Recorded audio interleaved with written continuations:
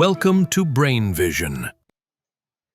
We need to find the forces exerted on the cylinders CG, AD, and EF, which I label with their own respective force vector. And we need to find the forces on those cylinders due to an input force of 2 kips at the point J.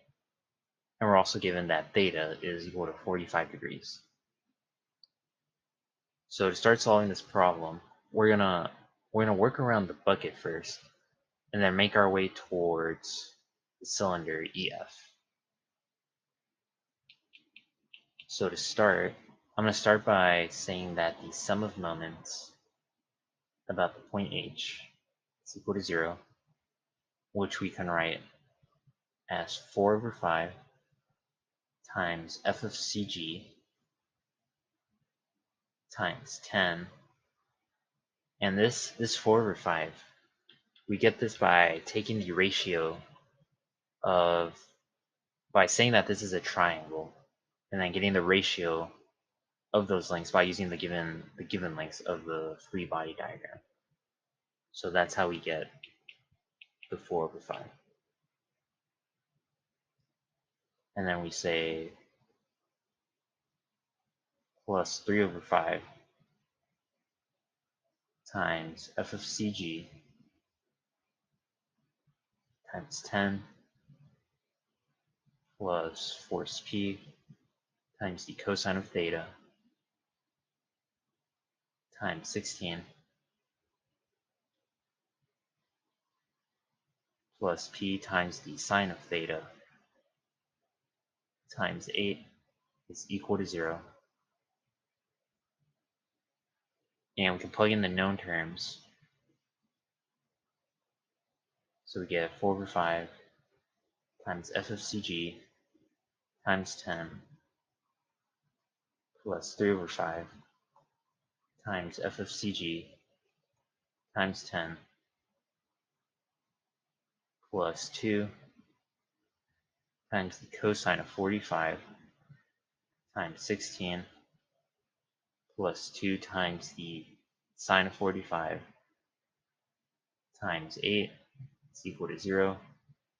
And we can take this equation, solve for f of CG, and get a force that is equal to 2.42 kips.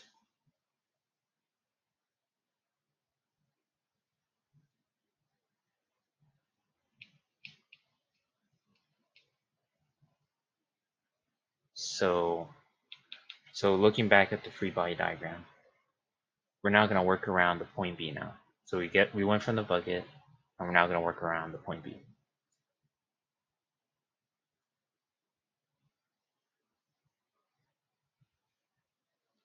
So we're going to write that the sum of moments about the point B is equal to 0,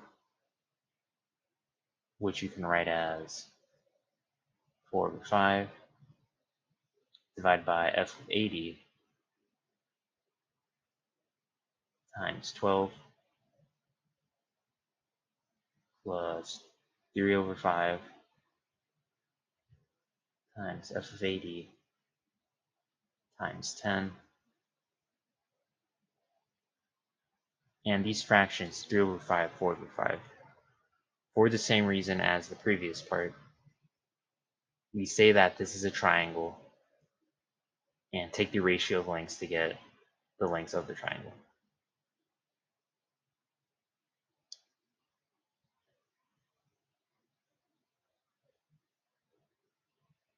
Then we say plus P times the cosine of theta times 86 minus P times the sine of theta times 42 is equal to 0.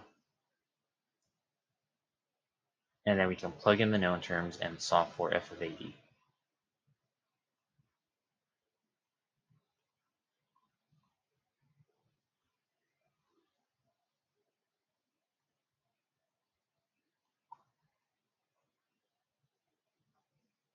So we plug in P, and we plug in theta, and plug in P, and plug in theta.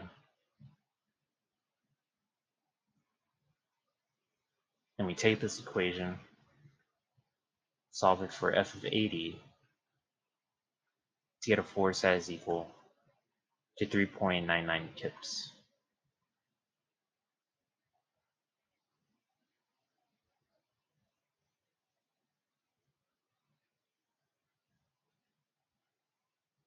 And so we're now going to go back to our free body diagram. And we're going to work around this EF portion. And we need to find what this angle phi is going to be.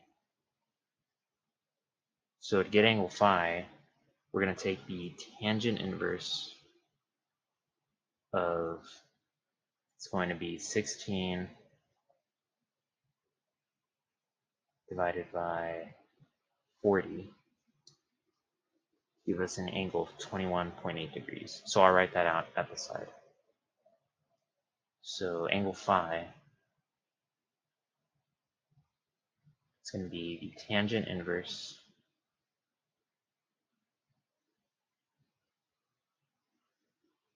of 16 divided by 40.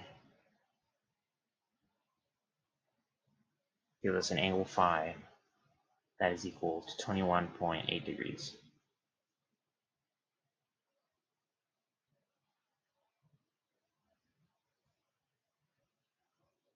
So we're going to take the sum of moments about the point I, set it equal to 0, and we can write that as the force of EF times the cosine of phi times 18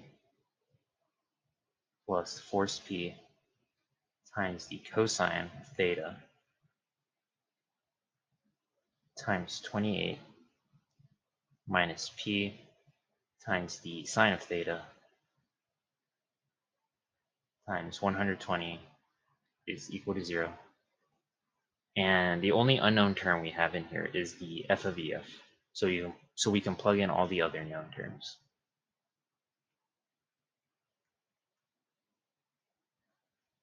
So we can plug in phi, plug in P, and we plug in theta,